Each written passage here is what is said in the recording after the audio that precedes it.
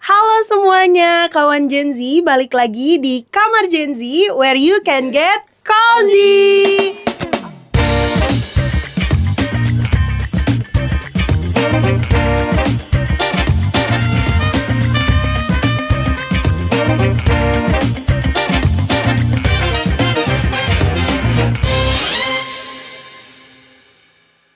Oke, balik lagi sama aku Ami. Hari ini aku punya bintang tamu yang super duper keren banget.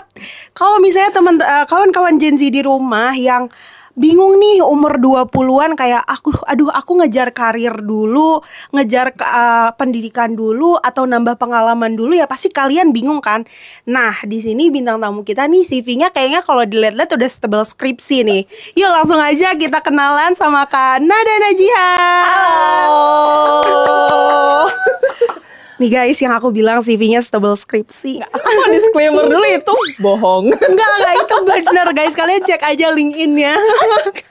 Ayo Kak, boleh dong Kak kenalin nih diri Kakak ke kawan-kawan Gen Z yang ada di rumah. Kenalan dulu ya. Oke, boleh. Aku Nada. Tadi udah dikenalin ya, nama aku Nada. Aku apa ya yang dikenalin? Kesibukan Kakak nih Kesibukan saat aku, ini apa? Aku saat ini profesinya sebagai lawyer. Lawyer? Enggak, tolong. Sebagai dosen juga. Terus kalau legal konsultan kan sama ya ranahnya sama yang lawyer, jadi ya udah sama aja, sama-sama memberikan konsultasi hukum gitu. Terus udah sih itu aja ya mungkin ya aku. Juga orangnya apa ya? Ya gini-gini aja ya. Jadi kayak ini jangan percaya Ami, aku biasa aja gitu. Guys, kalian harus percaya sama aku. Orangnya apa ya? Gimana? MBTI-nya apa? Oh. Zodiak gak sih? Enggak gitu ya. Oke, aku orangnya apa ya? Baik hati, rajin menabung, attention to detail, dan bekerja di bawah tekanan loh. Jadi interview kerja. Attention to detail banget nih kakaknya. Oke, kawan Gen Z, Kanada, aku tuh lihat kan, emang aku tuh bener-bener review loh teman-teman. Kayak CV-nya Kanada, kayak LinkedIn-nya Kanada, pas pertama kali dikasih kayak aku lihat dan aku bener-bener amazed. Dan aku mau nanya nih, kakak kan selesai kuliah S1 itu tahun 2020 ya. Gen Z banget kan teman-teman, tuh lagi masa-masa Covid, wisuda S1 sebagai jurusan hukum ya. Nah, sebagai sarjana hukum, maaf salah. Sama aja sih. Sama aja ya. Nah, abis itu tapi kakak langsung lanjut S2. Jadi betul. Setelah lulus S1 lanjut S2. Betul. Ambil hukum juga di mana Kak? Di UI. Di UI, oke. Nah, aku juga mau tanya nih Kak. Pas aku baca-baca di LinkedIn, setelah lulus S1 dan lanjut juga studi S2, itu kakak sekalian juga kan sama memulai karir awal di dunia hukum gitu. Kira-kira betul. boleh ceritain gak sih Kak ke aku, itu tuh atas kemauan sendiri kah untuk ngambil S2 langsung dan juga sambil kerja juga itu, atau kayak oh ya udah deh sambil S2 tapi kerjaan ini kayak udahlah kamu kan ngambil S2 tapi kamu sambil kerja, ini tuh ada tuntutan dari orang tua kah atau dari dosen atau memang kemauan sendiri mau lanjut S2 tapi sambil kerja juga? Oke, fun fact sih aku emang pengen S2. Oke. Bahkan dari SMA tuh aku kayak nyisihin uang buat aku nabung. Ya udah aku karena pengen lanjut studi aja gitu. Tapi ya masih ada orang tua ya, nggak mungkin tuh nabungan dipakai kan gitu. Ya alhamdulillah masih ada orang tua gitu. Nah, lanjut langsung. Kalau nggak salah aku tuh wisuda tuh Juli, terus September langsung masuk S2, langsung masuk kelas. Berarti di tahun itu juga di tahun yang sama, langsung. Betul, tahun yang sama gitu. Tapi karena lagi Enggak. Tolong. Keren kan teman-teman. Aku mah yakin dah kalau aku mah mager tahu. Kayak baru lulus nih langsung kuliah lagi, kayak wow. Oke, lanjut. Terus abis itu ya udah, karena emang lagi Covid kan, jadi online tuh, full online 2 tahun gitu. Nah, ya udah jadi sambil kayak waktu awal-awal tuh aku masih di kantor orang tua. Oke. Orang tua punya law firm. Jadi ya udah sambil bantu-bantu gitu. Sambil ngeraba juga nih seheboh apa sih ini tugas-tugas S2 gitu kan kalau aku mau sambil kerja gitu. Nah, tahun berikutnya aku ngambil di kantor lain dan memang heboh ya. Heboh. Kalau udah kantor orang lain kayaknya bawaannya Kayak heboh. tidak ada rasa kasihan kan. Bener-bener. Terus Tapi Kak, alhamdulillah di kantor yang pertama itu, yang di orang lain itu benar-benar lingkungannya tuh mensupport banget. oke. Jadi kayak pulang jam 5, tenggo, terus ya udah aku langsung pakai headset langsung kelas. Oke, tapi kantornya nih Tenggo. Tapi itu law firm. Iya, itu kayak makasih banyak ya Allah bos-bos aku. Berarti emang didukung sama universe ya. Mau Iya. kerja sambil kuliah, Bener. dapat kantornya yang memang Tenggo, bukan yang bener. ya pulang sesuka hati, entah jam 10, entah bahkan balik pagi. Berarti nilai plusnya di situ. Terus lagi plusnya lagi, itu tuh Oke. kayak passion aku. Aku tuh pengen banget ngambil hukum korporat. Dikasih dong sama Allah ya Allah. Oh ya? Ya. Kan? Ini kayaknya juga ada jalur langitnya Jalur ya. langit semua sih. Bener-bener. Itu nggak mungkin jalur usaha aku. Bener-bener lagi COVID, dapat kerjaan yang memang 9 to 5 Iya. dan bener-bener Tenggo, tapi juga lanjut studi S2. Keren. Sebenarnya keren tuh karena permulaan gak sih? Waktu jalan Iya. itu kayak ya Allah ya Allah. Itu udah pasti ya, Itu tapi template semua orang tapi ya. nggak apa-apa. Kita framing aja ya kan, kayak urusan nangis, urusan nangis darah capek itu belakangan aja. Yang penting brandingnya di orang brandingnya, iya. Yang penting orang-orang lihatnya tuh kayak wah, gila nih anak ya, keren banget. Lagi S2 tapi sambil kerja juga. Oke, Kanada. Selain itu aku juga mau nanya nih, kayak kan kelihatannya kayak hustle banget nih. Kayak kuliah terus juga sambil kerja. Nah, kira-kira gimana sih Kak manage-nya gitu, kayak strateginya tuh biar kayak kelihatannya tuh kayak bukan asal kerja aja gitu. Tapi kayak ini tuh gue tuh tersusun loh, kayak gue tuh udah mikirin ini matang-matang, kayak kuliah gimana, terus gue sambil kerja gimana. Nah, kira-kira itu gimana sih Kak cara nyusunnya gitu biar kelihatan kayak gue tuh nggak asal-asalan loh, gue tuh punya strategi gue sendiri gitu. Fun fact-nya aku tuh dari SMA. Oke. Ini kayak jauh nih, prolognya agak lama nih. It's okay. Jadi waktu SMA tuh teman-teman aku kan pada ikut Inten, GO, Kumon enggak ya? iya. Kumon enggak ya? Pokoknya ikut bimbel untuk persiapan masuk kuliah, gitu. Nah, aku tuh nggak boleh. Karena kata orang tua aku itu adalah another way kamu nongkrong. Ya Iya. sebenarnya nggak salah ya, Iya, nggak salah. Kita semua bener. punya alasan, namanya juga remaja ya, Iya. gitu. Akhirnya aku tuh belajar untuk manage diri aku.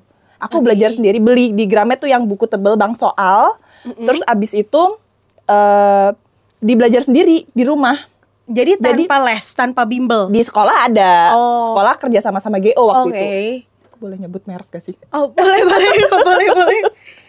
Nah, terus abis itu yaudah aku beli buku itu, belajar sendiri di rumah. Kayak misalnya aku nyusun sendiri jadwal diri aku. Senin jam 9 sampai 11 itu geografi. Terus kayak terus break, terus jam 1 mulai bahasa Inggris. Kayak gitu. Dan itu mulai Senin, Selasa, Rabu, Kamis ada jadwalnya. Dan itu terbawa sampai aku kuliah, kerja. Jadi itu tuh kayak kebiasaan yang tanpa aku sadar ke bawah. Jadi kalau misalnya hari ini belum bikin, kemarinnya malamnya belum ada to-do list, aku jadi kayak gagap gitu loh. Bingung ya harus gitu. ngapain. Iya. Berarti time manajemennya udah dari sejak SMA ya. Jadi udah bener-bener bisa nentuin nih prioritas mana yang harus dilakuin gitu kan. Oke, nah selain itu kan Kanada juga bilang kan kalau misalnya Kanada ini seorang dosen. Ya. Ya, seorang dosen di salah satu universitas ya. Kira-kira Kanada di ngajar apa sih Kak gitu? Apakah juga hukum atau mungkin merambah-rambah ke yang lain? Kan nggak mungkin ya, aku nggak ada teknik gitu ya. Nggak mungkin ya ngajar Tiba-tiba kedokteran gitu ya. Nggak mungkin ya tiba-tiba aku ngajar kedokteran. Itu kan nggak mungkin ya, pasti hukum ya. Oke. Aku mau tahu dong Kak, gimana sih rasanya gitu awal mula kayak aku mau coba gitu. Aku mau coba mau jadi dosen gitu, atau emang itu sebenarnya udah keinginan dari awal mau jadi dosen? Dan kira-kira pas awal mula itu gimana? Kayak rasa-rasanya tuh gimana sih gitu? Aku tuh suka banget ngajar. Oke. Tapi gimana ya, dulu waktu SMA tuh circle aku tuh seru banget. Jadi kita tuh, ya namanya circle SMA kan bandel ya, apalagi aku anak IPS, bandelnya nauzubillah gitu. Nah, tapi kita tuh waktu mau UN atau SBM tuh kita bikin kayak studi grup gitu. Jadi yang bisa saling ngajarin. Oke. Nah, itu seru sih. Itu seru. Dan kalau kita bersemuanya nggak bisa, kita manggil guru buat ngajarin. Jadi setiap pulang sekolah atau hari Sabtu Minggu gitu. Nah, dari situ tuh aku ngerasa aku tuh suka ngajar. Oke. Nah, gitu kan. Waktu kuliah aku ngajar anak-anak kecil, anak-anak anak-anak pemulung atau apa yang memang mereka nggak mendapat pendidikan formal. Oh, berarti sekolah informal gitu ya, Kak? Iya, Itu di mana, lebih Kak? ke enggak, aku ada yayasannya di Pasar Minggu. Oke. Terus aku juga ada deket kampus aku tuh ada kampung pemulung gitu. Oh. Jadi ngajar di situ. Ada gitu. wadahnya juga ya. Ada wadah ya, alhamdulillah ya, selalu Alhamdulillah ya, ada selalu wadah buat ada. ngajar gitu. Oke. Nah, ya karena aku udah S1 aku mikir dong, bukan nggak mungkin sih. Ya wadah ngajarnya jadi dosen kan, Iya. ke kampus kan gitu. Apalagi aku pengennya S2, ya udah. Oke. Jadi kayak ya udah terus dikasih wadahnya di kampus yang sekarang. Jadi ya banyak bersyukur sih, maksudnya ini banyak banget jalur langit di hidup Langit aku ya, dan bener-bener. doa orang tua gitu.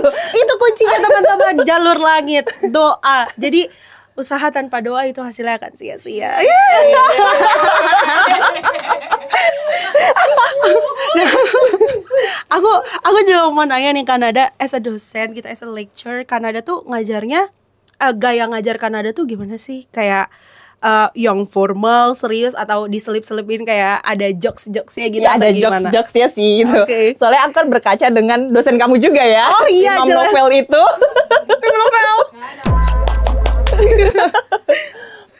Aku banyak dapat dari dia juga kan. Jadi kayak kayaknya emang nggak bakal, apalagi apa ya, Gen Z itu kan lebih Iya. kepengennya kita sebagai teman Betul. dirangkul gitu. Dan aku juga ngerasa aku kan juga masih agak sepantaran ya. Jadi Iya. nggak enak rasanya kalau ngasih gap. Iya sih, benar. Dan belum umurnya juga gak sih, kan belum senior juga, belum senior Iya. banget gitu kan. Jadi ya lebih mending kayak ayo apa namanya, lebih ke ya udah ajak main aja gitu. Nah, berarti kalau misalnya dilihat mahasiswanya Kanada ini berarti mostly Gen Z ya? Nah, itu karena aku di universitas yang online ya. Heeh. Jadi itu tuh ada juga yang orang tua, Campuran pejabat, berarti? iya. Wow. Nah, Kak, aku mau tahu sih itu gimana sih cara manage-nya gitu, kayak kan kalau misalnya let's say kalau misalnya anak-anak itu Gen Z semua kan kita bisa menyesuaikan. Sedangkan ini kan ada lintas generasi kan. Nah, itu Iya. gimana? Cara kayak aku Menyesuaikannya, itunya ya, iya. menghadapi ya. Mungkin baliknya lagi ke karena apa ya? Ini kan kampus online ya. Kampus online tuh kebanyakan tuh mereka yang butuh, karena mereka tuh sambil kerja. Entah itu kebutuhan dia di pekerjaan atau memang dia dari dia sendiri nih pengen S1 sambil kerja gitu. Jadi dari mereka sendiri tuh kepupuk, mereka tuh pengen butuh gitu. Aku sejauh ini sih, ya sejauh ini baru setahun kerja ngajar sih ya. Belum pernah ketemu yang kayak susah diatur atau apa gitu ya, alhamdulillah sih belum pernah ya. Berarti mereka nurut-nurut aja. Ih, aku jadi penasaran deh gimana rasanya belajar sama Kanada. Tapi aku harus ngambil hukum dulu, teman-teman. Nggak apa-apa nggak sih? Nggak apa-apa. Kayak ambil Semuanya ambil. Kita kan masih muda ya kan. Iya betul. Semuanya harus kita cobain. Iya. Oh ya, Kanada ada pesan gak sih buat kawan-kawan Gen Z di rumah yang memang kayak aduh, gue lagi bingung nih mau prioritasin pendidikan dulu atau karir dulu atau bareng-bareng semuanya gitu, gue kerjain, gue cobain. Menurut Kanada ada nggak sih tips and triknya gitu untuk tetap sejalan gitu, mau karir mau pendidikan tapi kayak tetap seimbang gitu di antara keduanya? Kira-kira Kalau kakak ada gak? seimbang tuh kayak awal-awal pasti ada ya Allah ya pasti. Ya, pasti ada, kayak nggak mungkin kayak di awal tuh nggak adaptasi, badan kita juga pasti adaptasi kan. Cuman kayaknya tips and trick dari aku yang baru ngerasain juga nggak bisa ya. Bilang tips and trick.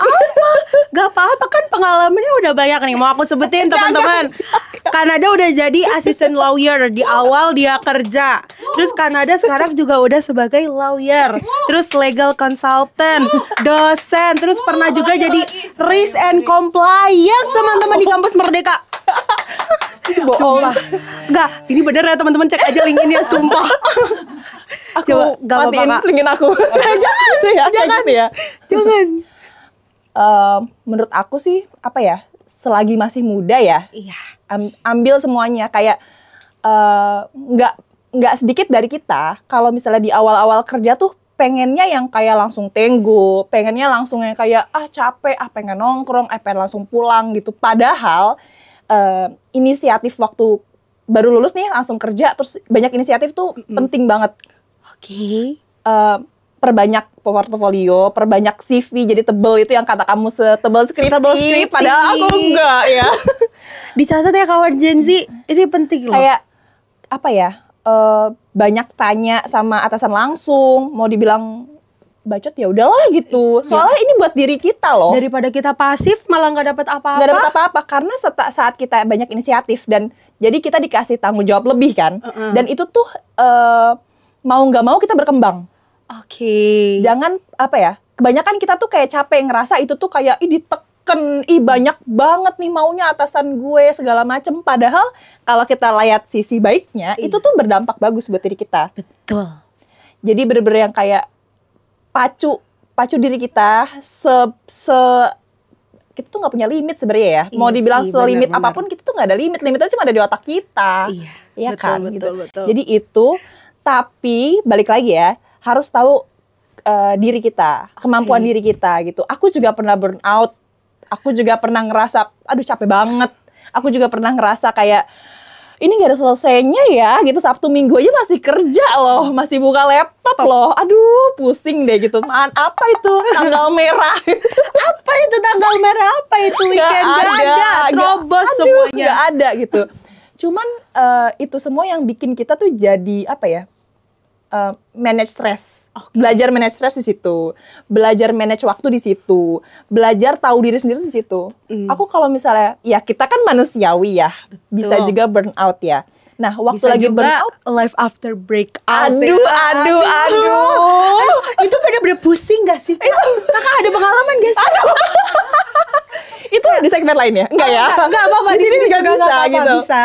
Jadi fun fact, ini boleh gak ya ceritain? Boleh. Silahkan keluarkan apa saja kan ada. Jadi fun fact banget, tahun lalu 2024 akhir tuh hidup aku heboh banget. Bener-bener seheboh itu kayak life after break up. Sedih. Terus abis itu aku putus kontrak kerja. Terus kayak double kill. Pengangguran, single. Terus abis itu aku memulai untuk buka hati, aku deket sama orang, di ghosting ya Allah. Aku ngerasa kayak, ini bukan double kill lagi nih. Seorang Kanada aja masih kena ghosting guys. Di cowok-cowok, aduh. Parah. Dan itu pertama kali aku di ghosting, jadi kayak, ini karma nih. Cowok, kawan Gen Z kalian yang cowok gak boleh ya kayak gitu. Istighfar nak, gak boleh. Tapi abis itu aku kan ada waktu jeda buat nganggur ya. Iya. Sepi tuh Januari sampai Februari gitu kan. Nah itu tuh aku jadi kayak ngerasa Allah tahu aku tuh butuh waktu. Oke. Buat istirahat dari yang kerjaku heboh banget gitu. Dari yang aku biasa ya bucin dan kecintaan banget nih sama orang yang ghosting aku. Kalau kamu yang nonton yang ghosting Kanada nonton ini dengerin ya. Terus kayak dikasih waktu 2 bulan buat ya udah refleksi diri, coba hobi baru gitu. Aku per awal 2025 nyoba lari. Seperti Gen Z pada umumnya, sakit hati kita bawa sakit ke fisik. Jadi atlet lari tiba-tiba ya. Iya, terus naik gunung udah cuy. Oke. Summit di mana Kak by the way? Gunung apa? Udah bener-bener kayak jadi pencinta alam dan pencinta lari. Aku bener-bener Gen Z yang template pada umumnya gitu. Gak apa-apa Kak, ini beneran Gen Z teman-teman. Sakit hati dibawa ke sakit fisik. Keren Kanada. Oke. Berarti kalau misalnya ada waktu kosong nih ya, kawan-kawan Gen Z di rumah tuh jangan ngerasa kayak kalian ketinggalan gitu ya. Kayak sebenarnya aku juga sempat merasakan hal seperti itu, kayak aduh, aku setelah di duk sama banyak kerjaan terus tiba-tiba aku kayak kosong gitu, nggak ada apa-apa. Jujur aku juga sempat ngerasa kayak aduh aku ketinggalan, tapi dilihat dari sisi baiknya itu kayak itu tuh jadi waktu kita untuk istirahat, untuk kita nyusun strategi baru untuk kedepannya tuh kayak gimana. Nah, jadi buat kawan-kawan Gen Z di rumah jangan khawatir kalau misalnya kalian tuh dikasih waktu istirahat ya Kanada ya. Tapi jadikan itu sebagai waktu untuk refleksi diri, untuk menyiapkan plan ke depannya, terus juga kalian bisa dapetin hobi-hobi baru seperti yang tadi kan ada bilang, entah olahraga, entah journaling, entah kalian tiba-tiba jadi penyanyi, kan kita nggak ada yang tahu ya teman-teman. Pokoknya kalau misalnya menurut aku kerja ngebut itu sesuatu yang harus dipersiapkan. Seperti yang tadi Kanada udah jelasin, kayak manajemen waktu tuh penting, mengenali diri sendiri tuh penting supaya walaupun kita kerjanya ngebut, itu tuh tetap tertata dan strategis. Bukan kayak cuman gue pengen dilihat nih kalau gue nih udah bisa ini bisa itu, tapi ternyata hasilnya malah kayak berantakan gitu kelihatannya, kayak nggak ada time manajemennya, nggak ada apa-apanya gitu. Nah, buat kawan-kawan Gen Z di rumah, kalau misalnya masih punya banyak pertanyaan nih tentang Kanada, silakan tulis di kolom komentar, atau kalian mau deh ngerasain jadi murid ya Kanada gitu kan. Ambil hukum ya. Ambil hukum ya teman-teman nih. Apalagi kalau misalnya ada kawan Gen Z yang baru mau masuk kuliah nih. Nah, boleh ambil hukum. Nih nanti bisa jadi kayak Kanada. Aduh, belum tentu. Mungkin lebih hebat. Lebih keren. Kita nggak ada yang tahu. Bisa jadi tahun depan aku ngambil S1 hukum. Nggak Bisa jadi. Tapi lulus S2 dulu ya, jangan makin heboh. Mulai pengen ngambil semuanya. Oke. Kepacu jalur. Iya. Enggak framing. Oke, kawan Gen Z, segitu aja dari aku dan Kanada. Terima kasih. Kalau misalnya kalian ada hal-hal lain yang mau ditanyakan, seperti yang aku sudah bilang, tulis aja di kolom komentar. Sekian dari kami. Bye-bye.